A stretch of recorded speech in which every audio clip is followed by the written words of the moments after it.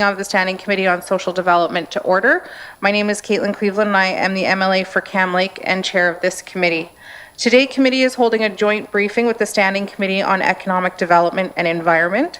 Both committees will hear from the Department of Industry, Tourism and Investment for an update on food security. Today's meeting is being live streamed on the Assembly's social media channels. I would like to remind all members and our witnesses to please direct all comments, questions, and remarks to myself as the chair and to wait to be recognized before speaking to help the meeting run smoothly today. I will now ask members to introduce themselves for the record, starting with the MLA to my left, MLA Knockleby. Katrina Knockleby, MLA for Great Slave.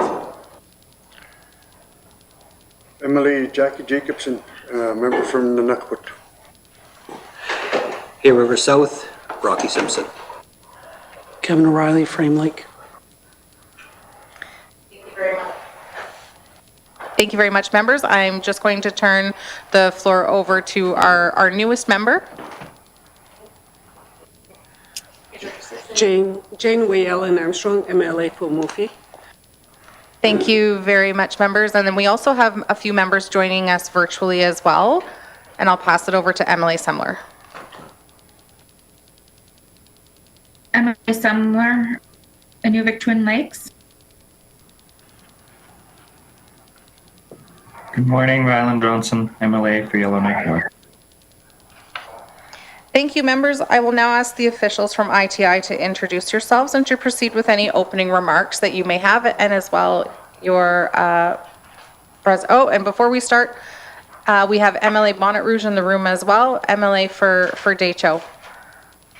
So with that, thank you, members. I will now ask the officials from ITI to introduce themselves and to proceed with any opening remarks and as well as their presentation. So Ms. Strand, the floor is yours.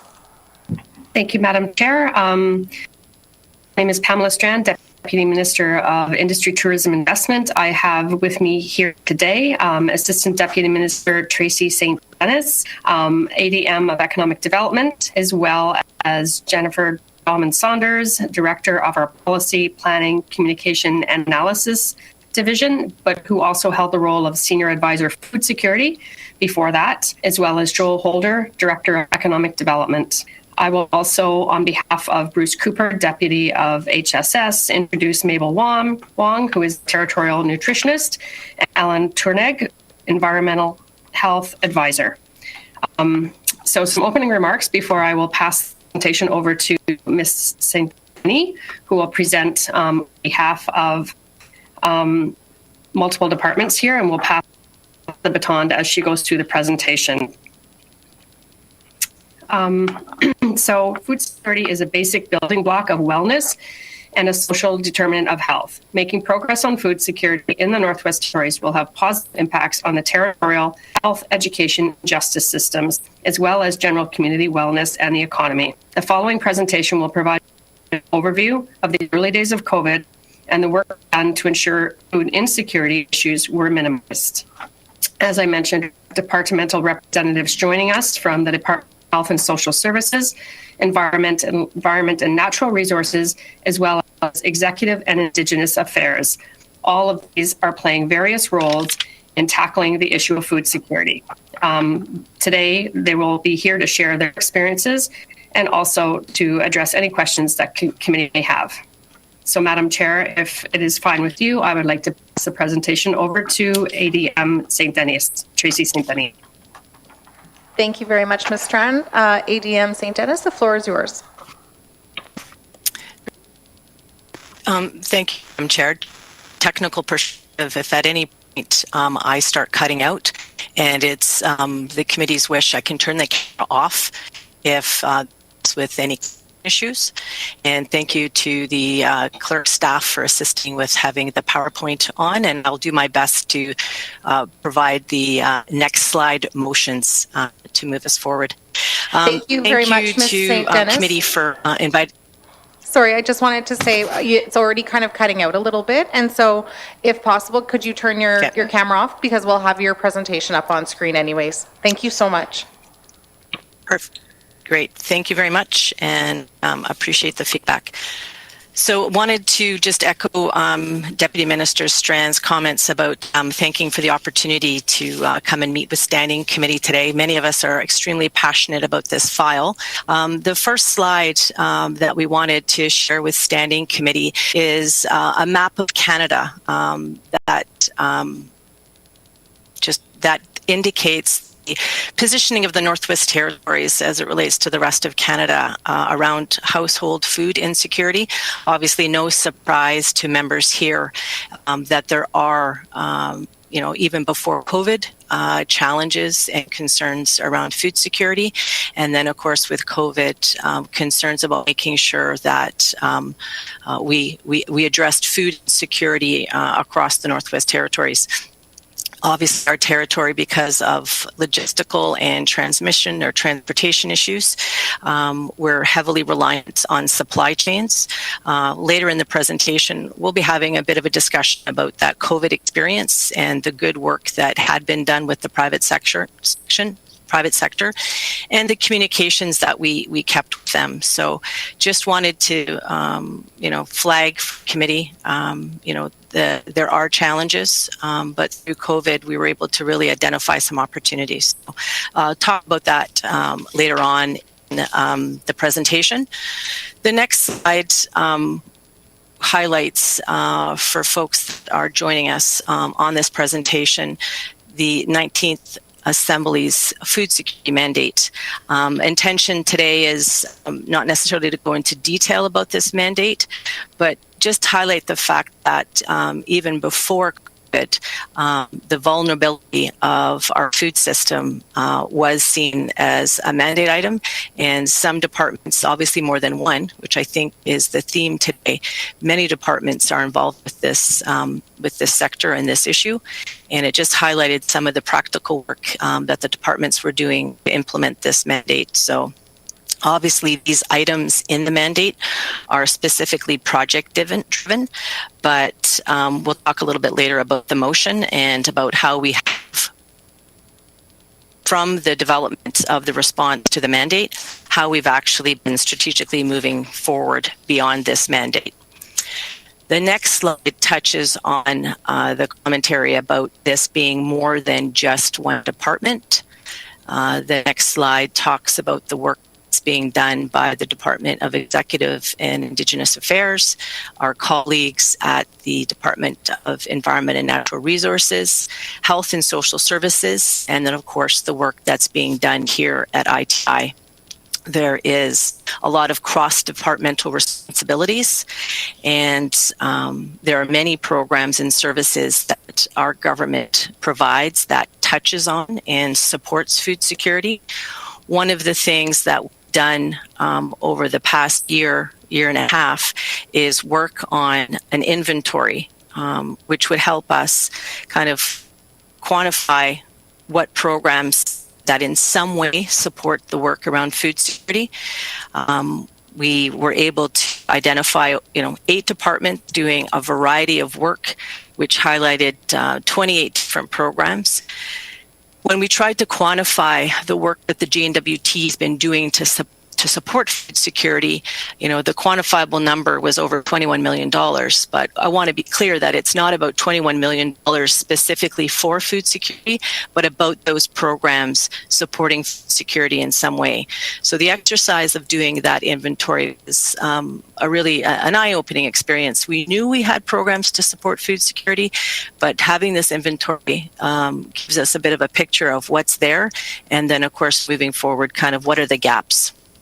Anyway, one of the things that has been highlighted by committee and, of course, even just internally is looking to track more statistics and, really looking to partners to help us with this work. So anyway, just wanted to just recap for everyone a bit of the work that's been happening across a few different departments and just ensuring that we're coordinated. And again, moving forward, making sure this work has some measurables. The next slide talks about the need for a coordinated approach. One of the things that we noticed before COVID is that there really was the star lining around the issue of food security. We saw the federal government develop the first food policy for Canada.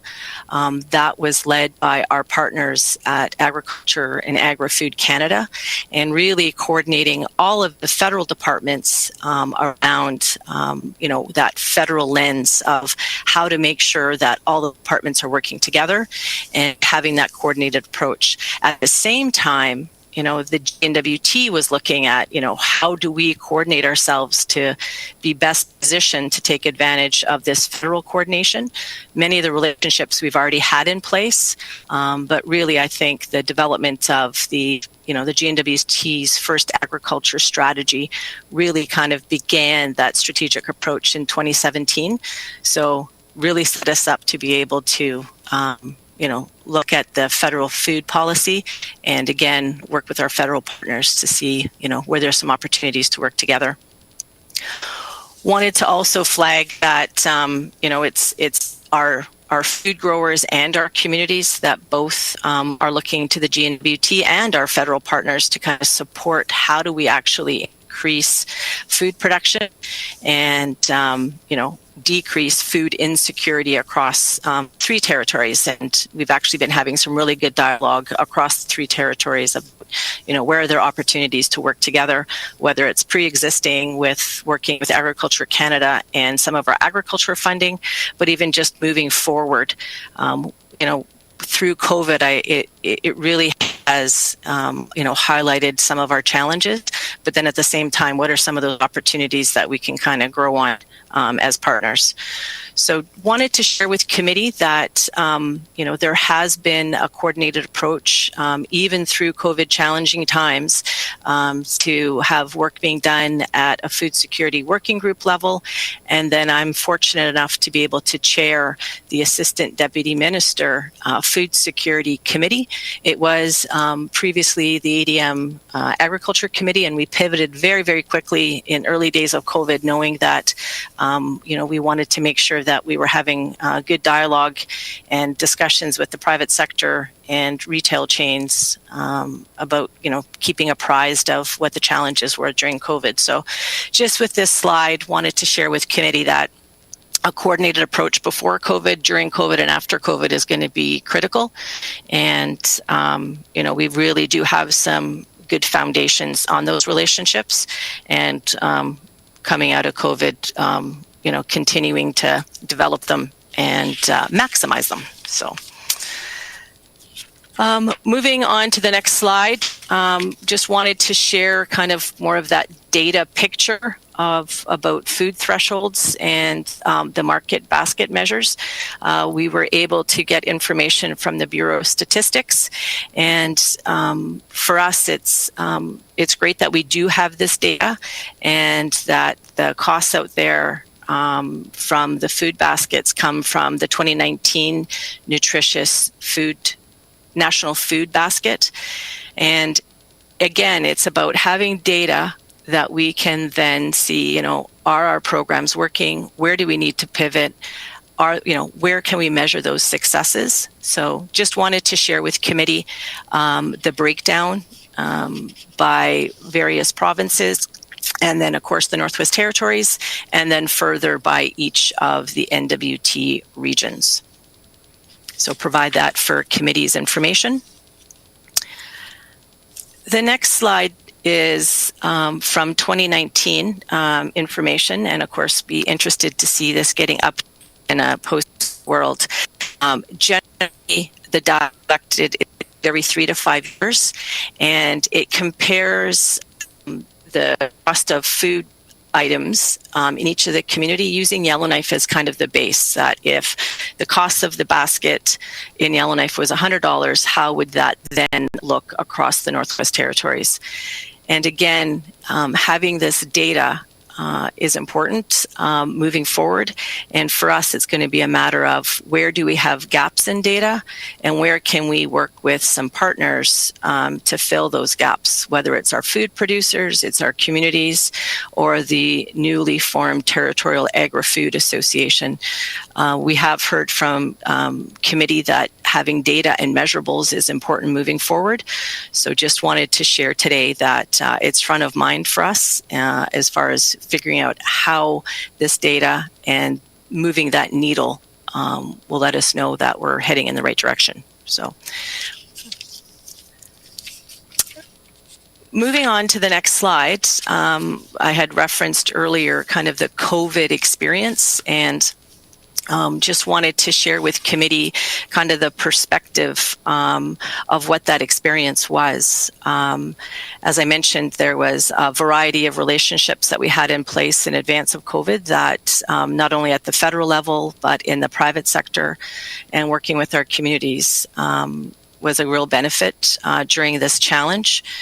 One of the things I did want to share with committee is that very early in COVID days, Agriculture Canada quickly developed twice a week regular meetings with industry to monitor situations and to have issues flagged by industry down south, whether it was challenges with staff, COVID experiences in the production line, or challenges around temporary foreign workers from a labor perspective. It really was impressive how quickly Agriculture Canada got these phone calls up and running, having the dialogue back and forth in order to minimize issues in supply chains, and in general just making sure that the supports were there and multi-departments feeding into those updates.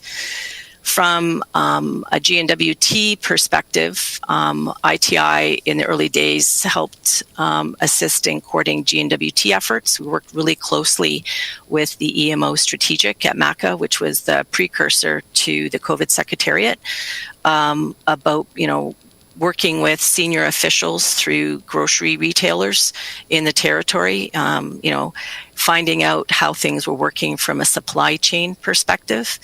And, it really was impressive to see the private sector and their logistics teams literally working with their suppliers to ensure that, the Northwest Territories and those supply chains were solidified.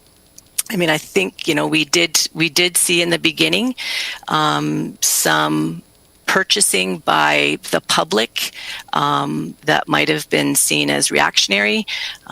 Folks will remember that, whether it was toilet paper or hygiene products or cleaning products, in the beginning was a bit of a challenge, but as it related to food, both discussions with northern stores and the co-op and, some of our smaller retailers, their teams did a really good job ensuring that those supply chains were in place.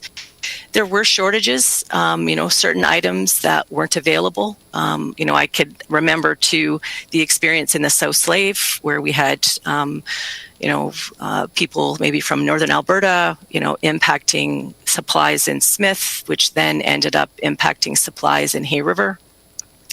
And, was really pleased when CFIA, the Canadian Federal Inspection Agency, which is required, they're the lead regulator for ensuring that food plants are inspected.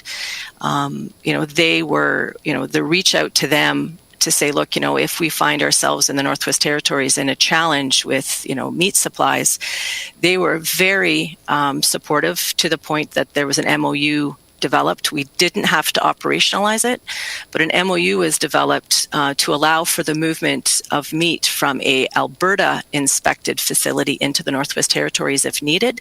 Previous to that, it would have had to have been a federally inspected or a CFIA approved plant. So, some out of the box thinking from our federal partners who were very focused on wanting to make sure that, the territories and remote communities weren't impacted. We had regular calls with the 3 territories and federal colleagues from Agriculture Canada. So just wanted to share with committee that behind the scenes, there was, a lot of dialogue and a lot of discussions happening. And, and especially with our private sector retail grocery partners, a lot of work being done by their teams to ensure that their suppliers were getting the materials and foodstuffs that were required for the Northwest Territories. From kind of a GNWT perspective, one of the things during COVID in the early days of 2020 is that we did see a reduction in activity at the community level on food production. Some of the community gardens were not operating, but what that did do, it did allow us to pivot some of our funding into a banking day, a commercial banking day for our food growers, our commercial food growers in the Northwest Territories. Folks will remember, and once again, out of diversity came opportunity. A particular grower in Hay River, thinking of Riverside growers, who was able to see an increase of business by getting their greens not only in local grocery stores in Yellowknife and obviously already in Hay River, but working with restaurants in Yellowknife who were pivoting to delivery and having salads available in grocery stores and through takeout. Our private sector, our businesses really were creative and saw some opportunities to reduce import replacements, or and look at that local food production. Wanted to just as well just kind of flag from a food security perspective during the pandemic. The federal government played a critical role by making sure that any food that was in the food chain that was not able to be fully utilized, to divert that food to the northern regions of our country, working with partners such as a Second Harvest and Food Rescue Canada. We were able at ITI to work with them to ensure that we pathfinded to have these two organizations working with Indigenous governments to ensure that, culturally appropriate and the proper type of food was moving into the northern food chain through these organizations. And I did just want to flag for folks that there actually was quite a bit of food that was actually moved into the Northwest Territories, over, 300,000 pounds, whether it was 26 pallets of frozen chicken, moving throughout the Northwest Territories, canned fish moving up into the Beaufort Delta. Second Harvest actually moved over 174,000 pounds of food into the Northwest Territories, and Food Banks Canada over 118,000 pounds. And 28 communities were served over the course of the pandemic. So again, opportunities and relationships that were developed during the pandemic still are in place.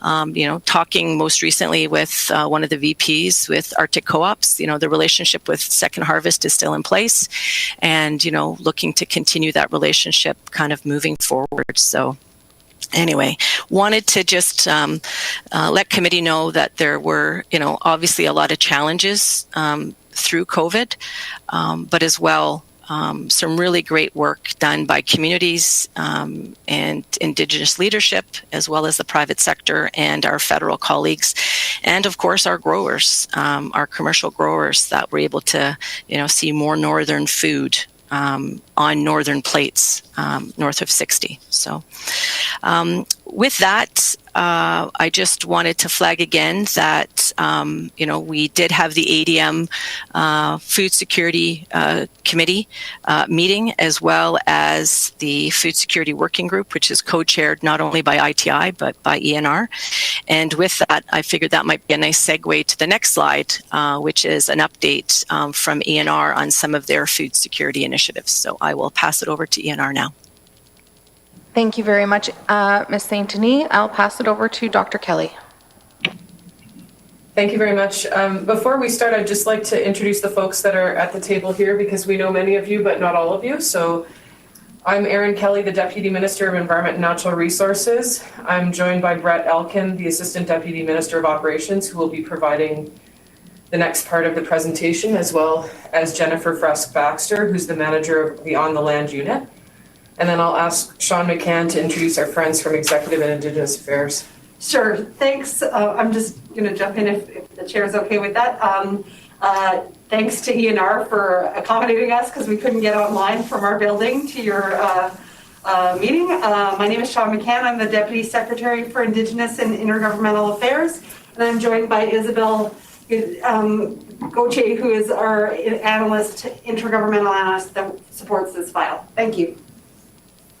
Thanks, and then I would just ask if Brett could continue, Madam Chair.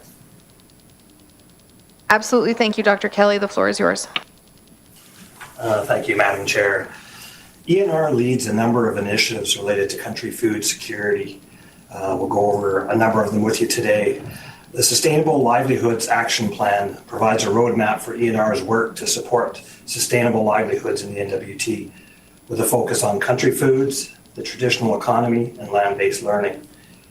Implementation of the plan is currently underway, with 19 actions that address food security either directly or indirectly. Under the action plan, ENR supports community-driven and engaged research to increase understanding of food systems, including a project focused on the intersection of Indigenous health, climate change, and food security. The Community Harvesters Assistance Program provides annual funding to local wildlife committees, or IGOs, to support harvesting activities by their membership, which helps people get out on the land. CHAP is an ongoing, long-standing program, and ENR recently completed a program evaluation with public and community engagement. What we heard report is being finalized and will include key actions for program changes, which we will work to put in place before next year's round of funding. The Hunters and Trappers Disaster Compensation Program is an application-based program to help harvesters offset costs for equipment or assets impacted by natural disasters in order to help individuals continue harvesting. ENR received additional funding from FMB starting in 2022 to augment this program. We are currently updating program design and implementation based on what we have heard from partners and anticipate a refreshed program will launch in April 2022. The NWT On the Land Collaborative brings together government departments, charitable, corporate, and other partners to combine efforts and make it easier for communities to access money and resources for on-the-land projects.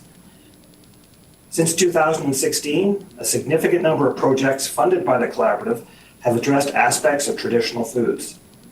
25 of 48 projects funded in 2021, or just over half, involved harvesting or preparation of foods and medicines harvested from the land. Slide 10.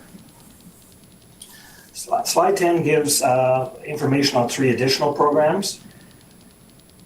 Department of ENR and the North Slave Correctional Center are developing a pilot trapper training program for inmates at the center, which will provide skills and opportunities for income upon release.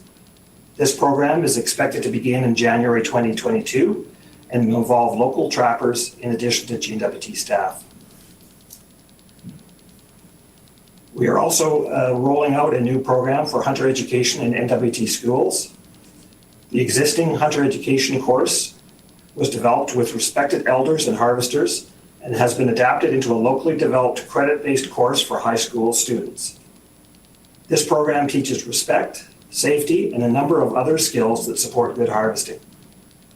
The high school course is currently being advertised and will begin in the February semester. And finally, the Take a Family on the Land program is an application-based program where organizations can apply for funds to support in-need families going on the land. ENR recently completed a community feedback session with last year's funding recipients on areas to improve. Overall, the program was well received, very well received. We are in the process of launching this year's call for applications, and we will launch the updated program in 2022. I'm going to take my mask on and continue on the Nutrition North slide. So EIA supports food security primarily for advocating for Nutrition North and other food security work with the federal government. In terms of updates, in April 2020, Canada launched the Harvesters Support Grant, which is separate from the programs already described by ENR. It happens at the federal level, co-developed with IGO federal partners to improve access to traditional foods and lower the high costs of hunting and harvesting. The Harvesters Support Grant is delivered through Nutrition North Canada. In July 2021, Canada announced 4 new appointments to the Nutrition North Advisory Board, all of whom are Northerners and 3 of whom are Inuit women. This includes a member from the Northwest Territories, Dr. Sarah Jane Cook. She's a family physician from Yellowknife who previously served as the Territorial Medical Director of the NWT Health and Social Services Authority. There are now 2 members on the advisory board who have experience in the Northwest Territories, Dr. Cook and Nellie Cornier, who's currently the chair of the advisory board.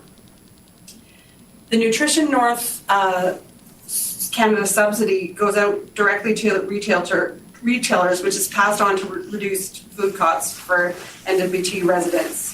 The subsidy goes directly to the retailers. It's provided to 19 isolated NWT communities: Paulatuk, Sax Harbor, Ulahaktuk, Tuktoyaktuk, Inuvik, Aklavik, Sigachik, Fort McPherson, Norman Wells, Fort Good Hope, Tulita, Delaney, Colville Lake, Samba Cay, Nahanni Butte, Lutzel Cay, Wekwiti, Yamati, and Wati. In addition to that, Canada also has announced, responded to requests from the Premier and NWT communities for the program to be expanded to communities with seasonal access. 5 additional communities are now eligible for the Nutrition North subsidy during times of year where they're impacted by travel. And those include Nahanni Butte, Sigachik, Fort McPherson, Inuvik, and Tuktoyaktuk.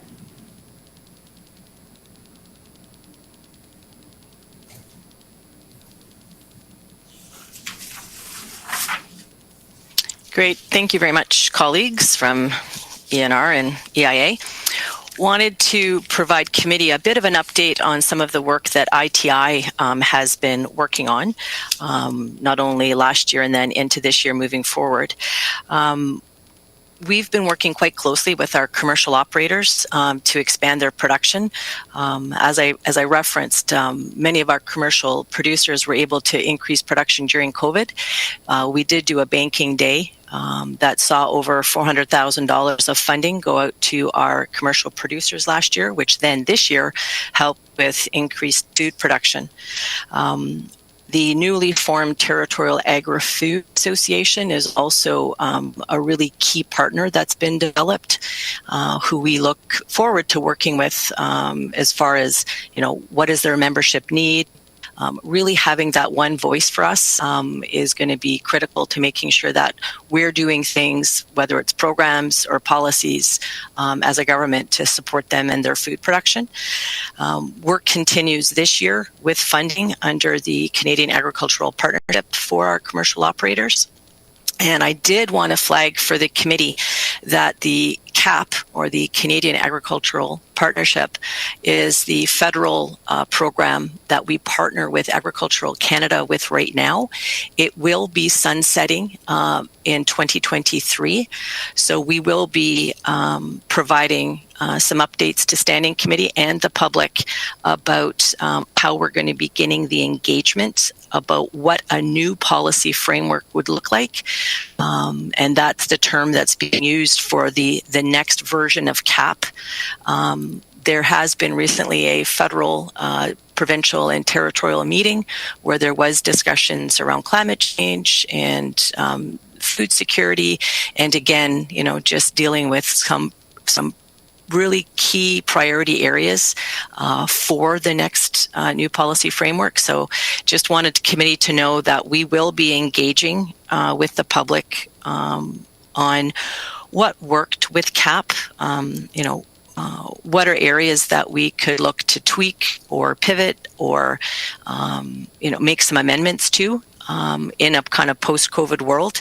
The CAP program has been quite successful in helping of our community with the various programs within the umbrella or on that umbrella. And a lot of work actually happening right now, even though there's snow on the ground, a lot of work happening right now about, what do we need to do to help our communities get ready for the new growing season.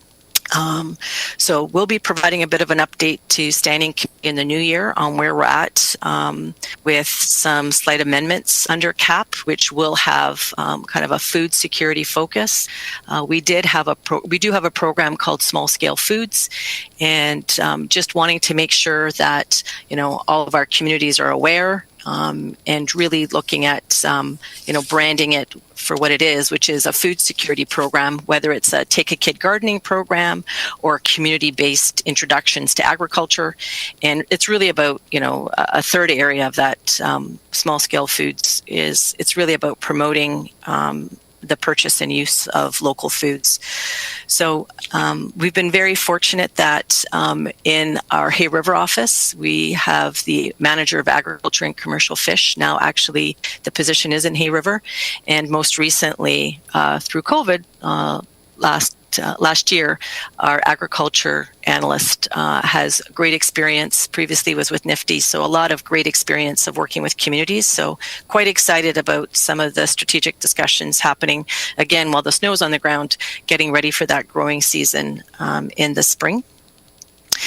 The messaging around CAP so far is that it is a bit challenging. We do have a $1 million budget, so messaging not only from ourselves, but other parts of Canada about wanting to see that funding envelope increase, and did want to share with committee that we are working with our colleagues in Nunavut and the Yukon to have discussions over this next year before the new policy framework's put in place about, what is that northern perspective, and again, with all the stars aligning, making sure and continuing on the interest at the federal level about north of 60, making sure that we've got a voice and a picture, a perspective, a carve out, hopefully, of what does that new policy framework look like. So wanted to, of course, flag the development of our Hay River fish plant that is in construction right now, with looking for opening in fall of next year. And, this will be key in assisting us with, again, the, reducing import, looking at import replacements and having, NWT fish product available where it currently isn't. So excited to have some of those discussions to move that file forward.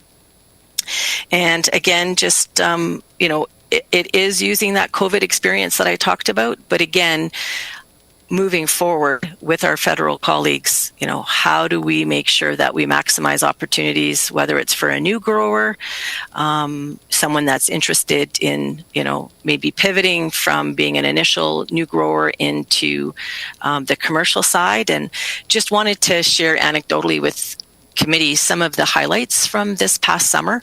The Yellowknife Farmers Market actually created a very successful new program called a Harvester's Table, where it was an opportunity, almost like a bridge for new harvesters to actually sell their produce.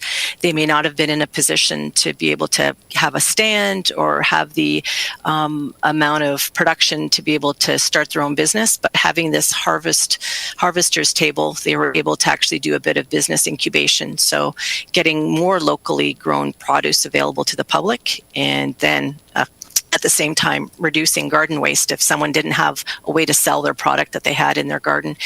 And then partnerships has been a really important theme here. But the Yellowknife Farmers Market also worked with the Open Sky Creative Society in Fort Simpson to pilot a Harvester's Table there. It was very successful, actually to the point where the Open Sky Creative Society actually went on a few weeks later to do their own partnership with the Fort Simpson Community Garden. So really great work happening at the community level. About, helping to incubate kind of new food production businesses, and as well taking advantage of that kind of inner settlement trade. We know that there has been producers in Yellowknife working with food producers from Fort Smith and from Hay River, and as well getting products from kind of the food basket of the Northwest Territories, kind of, whether it's the Decho or the South Slave region, into farmers markets here in Yellowknife and as well as Hay River and Fort Smith. So some areas that we're going to be really focusing on supporting through our existing programming, and again, hopefully through the new policy framework about, reducing those barriers for new growers, but as well providing that support for community gardens and for those interested in, community greenhouses. So a little bit of an update then, kind of from ITI, and again, I just really want to flag that those relationships with our retailers, whether it's northern co-ops, other smaller independents, through COVID, about sharing with them too our story about helping to support our local food producers, so that we can even see more local food in that kind of northern food chain. The next two slides deal with the notice of motion that was put forward by committee. Won't get into a lot of detail, but did want to just thank committee for this motion. It aligned quite nicely with the work that was underway. The motion gives, some specific suggestions for us on how to move the food security file forward, and as provided in the response. Government House Leader Minister Simpson, did recognize that food security is a priority, and we agree with the intent of these suggestions. And right now, we're looking at how do we achieve and move forward, kind of the strategic intent of food security and operationalize that. And again, we are beyond where we were at when we were looking to implement the mandate. It really is now at that next level, through COVID and just with the interdepartmental work about advancing the food security file. And, many departments have played a role. So just on the next slide, just wanted to wrap up just really quickly on the notice of motion that, again, it's really looking at next steps, and which conveniently we are now on that slide. So that was a perfect segue to the clerk staff. Thank you. With that motion and the desire of standing committee wanting to see a focused approach, kind of that pathfinder, more coordination, more data, ministers have agreed to establish a food security position in health, and it will be part of the anti-poverty unit. And again, really thanking the committee with their commitment to this file. As I mentioned, there's many of us that are extremely passionate about it, and the Assistant Deputy Minister Committee is going to be meeting in the new year to kind of continue to operationalize having this, senior advisor in health, and, moving that forward with, we have a series of strategies that have helped us lay the groundwork to tackling food security, but the timing, I think, with the renewal of the Anti-Poverty Action Plan, which ends next year, is, again, stars aligning, and that work that's been done before and the implementation of the various strategies across government, I think will lend well into the work to move the file forward with the Anti-Poverty Action Plan. So a few things I just wanted to highlight as far as next steps. I did mention the agricultural partnership and the fact that we're looking to make some small amendments to the small scale food program, so that it does have that food security lens, more for the public to be able to see that this is where they can come to the GNWT for funding. And again, more information coming to committee on that. Really pleased to share with committee that the Department of Health and Services is finalizing materials on to start public engagement on the development of meat safety regulations, before COVID, and as part of the implementation of the NWT, first ever NWT agriculture strategy. One of the opportunities around import replacement and dealing with food security was having meat safety regulations, which we do not have in the Northwest Territories. So I do want to commend staff at many of have been working on COVID, as well as presenting this file. The plan is to actually have materials and information posted literally later this month, and it will a really important piece of the food security puzzle moving forward, and it'll involve all departments. It'll involve our food growers, it'll involve our communities, but really some exciting times and an opportunity to kind of make a made in the North, food, a meat safety regulations and an NWT environment. And obviously discussions with our Yukon colleagues on lessons learned has also been important. And then finally, just wanted to share with committee that, we continue through, as you've heard today, through a variety of programs, contribution programs. That work is happening at the regional level and at the community level. And just really pleased that Standing Committee invited us to meet today and be able to kind of share the story about COVID, pre-COVID, COVID, and post-COVID, and how we plan to maximize many of the lessons learned in relationships. So thank you, Madam Chair. Yep, thank you so much for that, Ms. St. Denis, and thank you for the presentation to yourself and your colleagues, both at ITI, ENR, and Health and Social Services. I'd like to turn it right over to committee right away to be able to ask questions, and so I'll turn it over to MLA Knockleby to start us off. Thank you, Madam Chair. Lots to unpack there. I'm not even sure where to begin. First, a couple comments. I'm disappointed to see that ITI is retaining the lead on this file.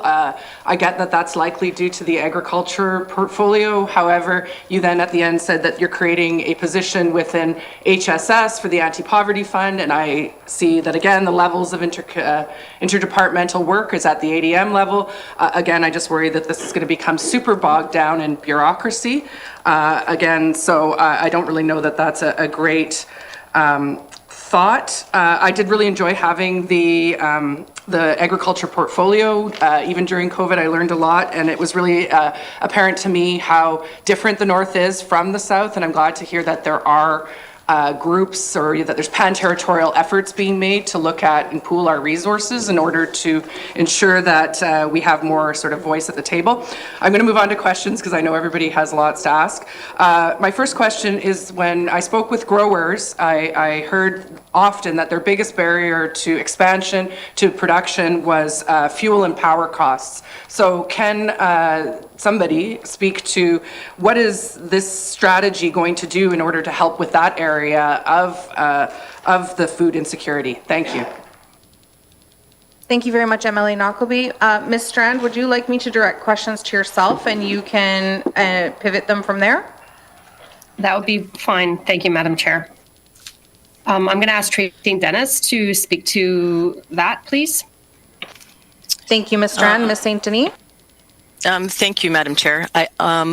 To the point about questions around barriers for food growers, I think working with the Territorial Agri-Food Association and doing some consultation and feedback on the current agricultural programming is going to be key.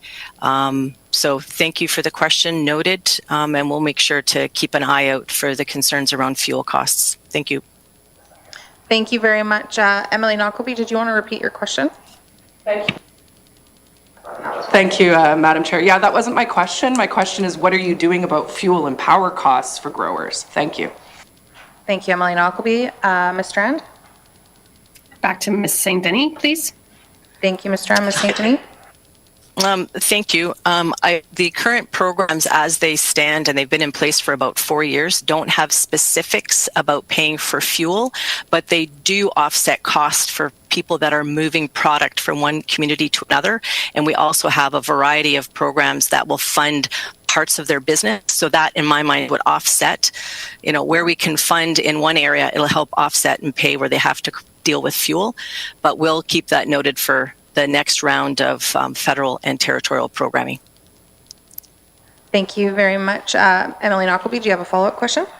Thank you, Madam Chair. Yes, I do, and I appreciate that. I think one area that committee had suggested was the removal of the tolls for growers and agricultural people in the North on the bridge. So perhaps taking that back to your colleagues at infrastructure and the Minister of Finance would be a good one. I wanted to just ask quickly, when you were talking about the food threshold market basket measure, I noted that you had other jurisdictions there, but you were missing the you were missing Nunavut and the Yukon, which to me are the most comparable to us. So to look at the costs elsewhere in the country, I'm curious to know why that information has not been looked at and if the department can provide that to us. Thank you. Thank you, Emily. Nakobe, Ms. Strand. Ms. St. Denis, please, if you could elaborate further on the jurisdictions in Nunavut and the Yukon. Thank you, Madam Chair. The fact that they're not on the chart does not mean that they're not actually being monitored, but noted, I will share with our colleagues at the Stats Bureau that having those two other provinces would be handy as well to have in that pictogram. So thank you, and I shall pass that along.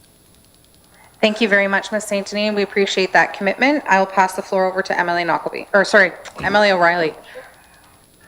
Thanks, Madam Chair. So I understand this is a technical briefing. We don't have the minister here, but I just need to make some comments. I was disappointed with the response to the motion. When the response is probably shorter than the motion itself, that doesn't really instill a lot of confidence in me.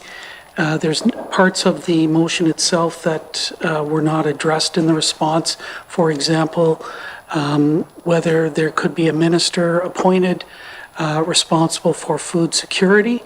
That wasn't addressed in the response, and there was really not a clear commitment to actually develop a strategy. I get that there's a lot going on across 8 different departments, $21 million. To me, that makes the best case ever for development of a formal strategy. But I'm going to leave my remarks on that aside, and I don't expect or want a response because those were political remarks that I think need to be addressed to the minister. But I do want to ask the staff, what kind of tracking of food production does the Bureau of Statistics actually do? And if they don't really do tracking of food production, and that includes country foods, but also commercial food production, people producing food in their own gardens like I do. If we don't measure that kind of stuff, how do we actually set targets and properly design programs to support increases in local production? So anyways, what was the Bureau of Stats collect now? And if not, how do we get them to start to do that information collection? Thanks, Madam Chair. Thank you, Emily O'Reilly. Ms. Strand. Thank you, Madam Chair. I agree with the member that tracking is going to be an important piece of the information and the pieces that when we move forward. I know that Tracy St. Denis was in contact with the Stats Bureau, so I'm wondering if she could elaborate more clearly on those details that the member has asked. Absolutely. We'll pass the floor along. Thank you, Madam Chair. And we will commit to confirm with the Stats Bureau what information they are currently tracking. Part of me realizes that we actually have a role to help the Stats Bureau to work with our partners, whether it's someone who gets contribution funding or it's the new Territorial Agri-Food Association, on how can we collect data that's not cumbersome for food growers, but helps us track and then target and measure. So comments have been noted, and we will take that one away. But I think we have a role as well to help the Stats Bureau on getting information that they need. I'm not sure if ENR has any other comments, but I'll just quickly pass to them to see if they have anything else to comment on, but we'll have those discussions with Stats Bureau. Thank you. Thank you, Ms. St. Denis. Dr. Kelly? Thank you, Madam Chair. Country food consumption is tracked through the Bureau of Stats, and just one moment, please. Through harvest reporting, through contributions. Of course, my apologies. We also have harvest reporting, working with Indigenous governments and others. But clearly, these are things that we can always work to improve. And right now, we're in the middle of developing our strategic plan, and measures are one of the things that we're looking at. Thank you, Madam Chair. Thank you, Dr. Kelly. Emily O'Reilly? So that they have a chance. Would anybody else like the opportunity to comment?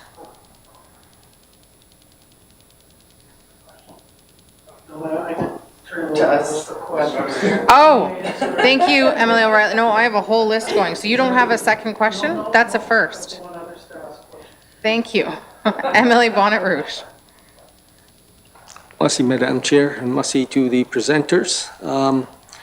It is interesting to note that you have a interdepartmental food security working group. I don't know if we've seen anything come across our desks or anything regarding the mandate of the community, of the committee, and maybe perhaps the terms of reference and what they're hoping to achieve, because already you've noted that they're just a flow-through group right now for the federal government to distribute food to communities or make somebody aware. I'm not sure what the total, what the end goal of this committee is. Because there's lots of questions regarding traditional foods for all our communities, considering all the catastrophes that are happening in the south of us, affecting, all the gardening, fruits, vegetables, and especially the beef.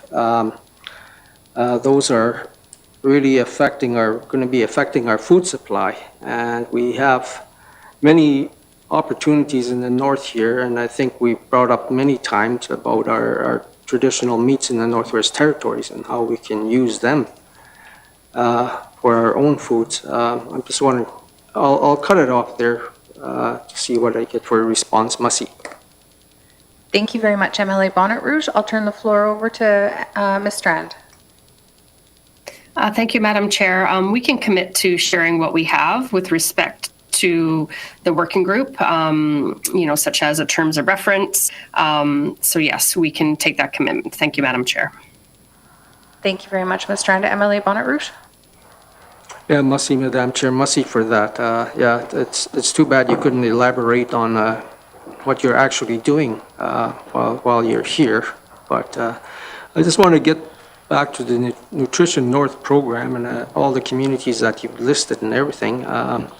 We don't hear anything listed here about our small communities like Port Providence and Betchico, considering we have the Decho Bridge toll fees that have increased prices for groceries in our communities. And we don't see any work at all from this government in helping to alleviate those costs for these communities, as we have a majority of people that are unemployed, especially in all the small communities in the Northwest Territories. And I'm also concerned about the small communities that don't have stores.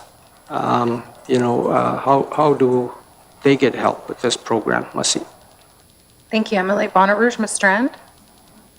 Yes, I'd like if we could pass the floor over to Sean McCann to elaborate on that, please. Thank you. Thank you, Ms. Strand. Ms. McCann.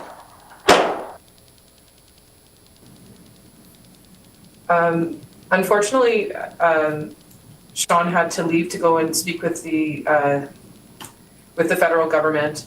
I think the response here is that there were some discussions throughout the Nutrition North slides on how the GNWT is working with the federal government and how the Premier has increased some of the funding for small communities, particularly related to access. I would say that if there's anything more specific that information that is requested, we can look into that. But the broad picture here is that the Nutrition North program is intended to support that for food coming into communities and the cost associated with it. Thank you, Madam Chair. Thank you very much, Dr. Kelly. Emily Whalen Armstrong. Thank you. Talking about food security and insecurity, I asked for this a while ago too, and I'm going to ask again. Can the department, I don't know if it was them or Health and Social Services, but can we get a stats on diabetes among the Indigenous people in the North and by regions? I asked for that a while ago, and I didn't get any report yet or any no stats on that. So I would like to know if we can get something on that. Thank you very much, Emily Whalen Armstrong. Is there somebody from Health that can speak to stats about diabetes in the Northwest Territories? and specifically by community.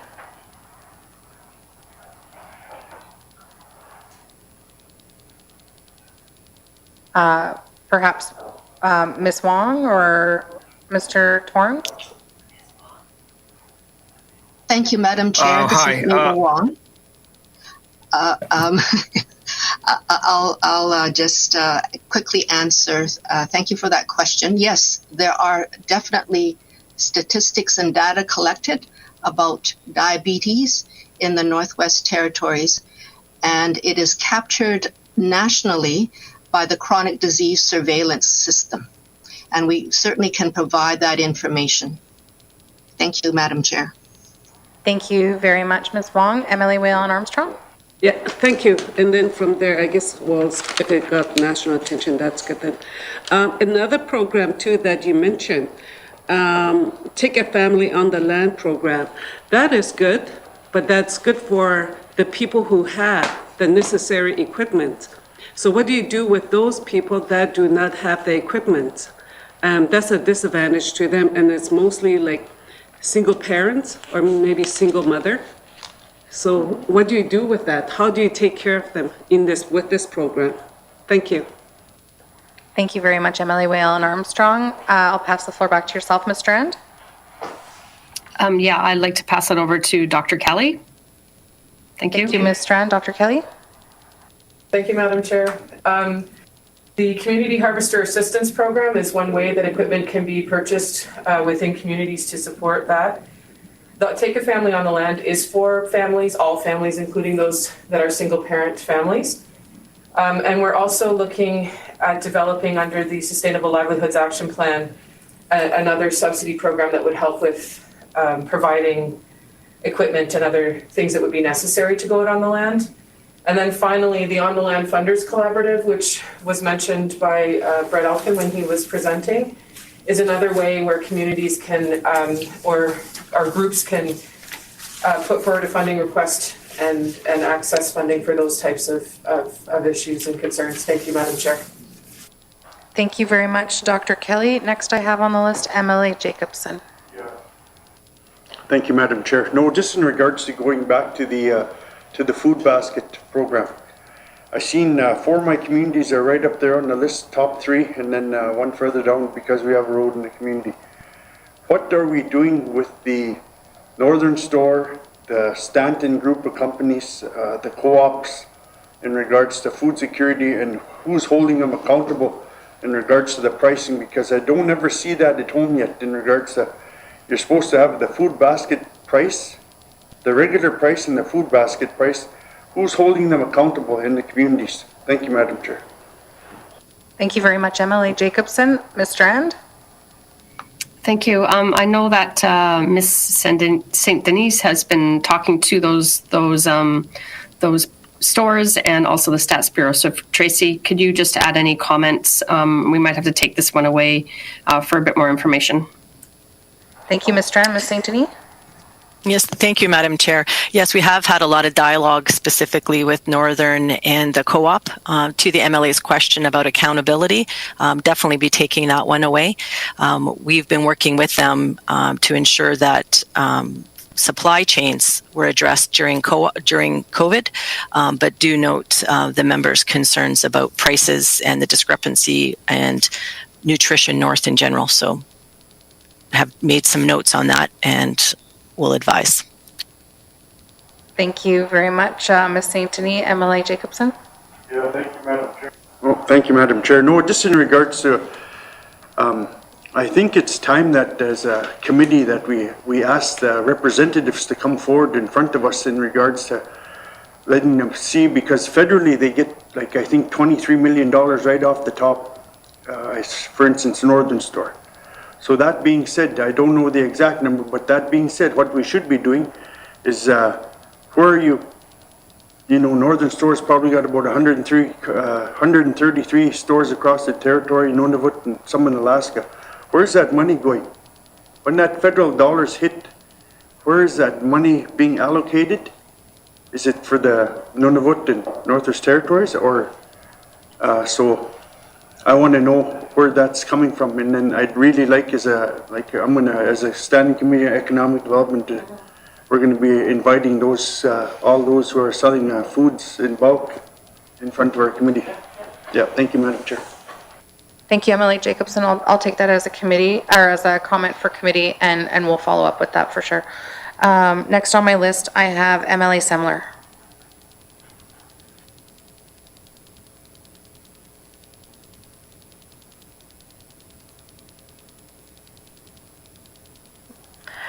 Lisa, can you hear me okay? She may have been disconnected, so I'll pass it over to MLA Johnson, and we'll see if we can get MLA Semler back on the line. Thank you, Madam Chair, and thank you to all the presenters.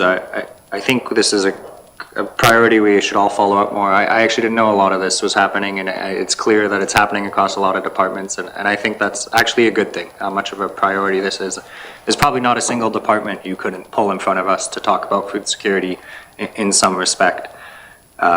I had one very small specific question. I saw there that ENR is running a trapping program with inmates in North Slave. I think that's great. Can I just get clarification whether that will just be completely done within the facility or whether that will be on the land? Thank you. Thank you, MLA Johnson. Ms. Strand. Yes, I'll ask Dr. Kelly to respond, please. Thank you. Thank you, Ms. Strand. Dr. Kelly? Thank you, Madam Chair. It will be done within the facility, but there'll be a tent erected on the property to make it feel more relevant. Thank you, Madam Chair.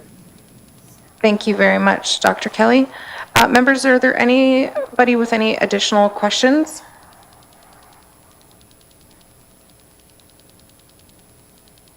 MLA O'Reilly. Thanks, Madam Chair. I am just not clear on what the GNWT position is on Nutrition North. I've never seen a clear policy statement or submissions that GNWT may have made. I have no idea whether this government supports Nutrition North in its current form, where retailers are subsidized with not much accountability. So if there's some way for any submissions, information on what GNWT has been pushing for with regard to Nutrition North that could be shared with us, I would really appreciate that. Thanks, Madam Chair. Thank you very much, MLA O'Reilly. Ms. Strand? Yes, thank you, Madam Chair. We will take that away and have the conversation with EIA on getting an update in regards to that. So we'll take that commitment away. Thank you. Thank you very much, Ms. Strand. Members, are there any additional questions? Seeing none, I just would like to echo what we've heard in the room about Nutrition North and accountability. I find it very frustrating that communities like Fort Providence and Beachco that are passed on their way to Yellowknife have much higher food costs than Yellowknife even. It doesn't really make much sense, and I think understanding that is really important to committee, and also knowing how Nutrition North is being held accountable for that. And like MLA Jacobson said, it seems like it's time to actually get them in front of committee to be able to ask these questions as well, but we would like to know that that's being advocated for at the with the GNWT as well. I guess my one question is, notably, one of the departments that's not here today is Education, Culture, and Employment. And when it comes to food security, that really comes down to income security as well, and being able to afford food. And so I'm wondering if potentially Ms. Strand can speak to the role of that ECE plays within the food security network or working group within the GNWT. Thank you. Thank you, Madam Chair. Yes, we do work with ECE, but as you've noted, they are not here today, but we are working with them, and obviously moving forward as we hire that senior advisor of food security and coordinate even more between departments. That'll be an important aspect, absolutely. And also I'll note that we will also be working with the Department of Lands. There are some lands issues as well. So, this will, as I said, moving forward, there will be more of a role between all departments. And if we need to take anything away, they're part of the working group. ECE and Lands are part of the working group. Thank you, Madam Chair. Thank you very much, Ms. Strand. And I'm wondering if you can also speak to, just without ECE here today, if because of the increase in supply chain costs and also, as Emily Bonnet-Rouge noted, the climate events down south, both in California and in BC, which is where a lot of our food does come from, has there been talk of an increase to income security in order to pay for the higher cost of groceries that people in communities are going to be seeing? Thank you. Yes, thank you, Madam Chair. I'm not able to speak to ECE at this point with them not here. We can take that away, but if I may ask ADM St. Denis to maybe elaborate if that's been part of the conversation at the working group or at the ADM level. Thank you, Madam Chair. Thank you, Ms. Strand. Ms. St. Denis. Hi there. Thank you, Madam Chair. The issue around BC and the challenges around supply chain, just wanted to flag again that Agriculture Canada is having twice weekly meetings to ensure supply chain issues. The issue related to increases to food and what that impact they may have with income assistance. Those discussions have not happened.